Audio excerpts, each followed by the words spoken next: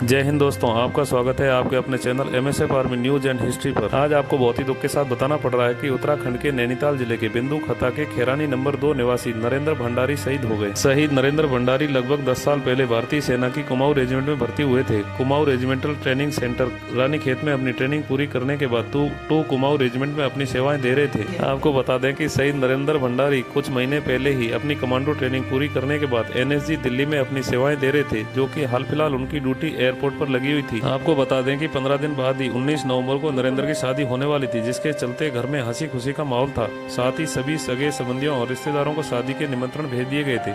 शादी की पूरी तैयारी हो चुकी थी, लेकिन भगवान को तो कुछ और ही मंजूर था। बुधवार को शाम के समय फायर ड्रिल की प्रैक्टिस चल रही थी। उसी दौरान नरेंद्र भंडारी को गोली लग गई, जिसके चलते वो बुरी तरह बेहोश हो गए। साथ ही साथियों ने तुरंत ही मिलिट्री हॉस्पिटल में उनको भर्ती करवाया, लेकिन उन्होंने इलाज के दौरान दम तोड़ दिया। जैसे ही उनके परिजनों को इस बात की सूचना मिली तो शहीद नरेंद्र भंडारी की मां माधवी बेसुध हो पड़ी और अपने बेटे को याद करते हुए कहने लगी, अभी बीते मंगलवार को ही उन्होंने अपने बेटे से फोन पर आखिरी बार बात की थी।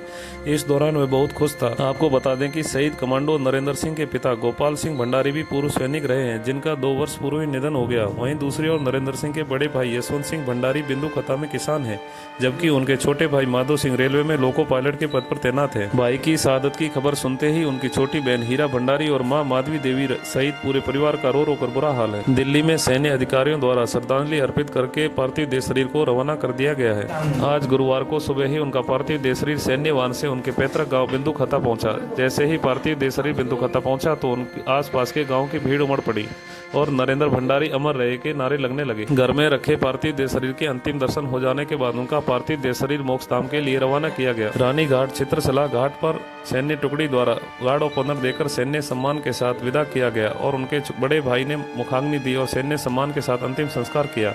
हम सलूट करते हैं, नमन करते हैं देश के ऐसे वीर जवान को जो देश की सेवा करते करते अपने प्राण न्यौछावर कर देते हैं। जय हिंद।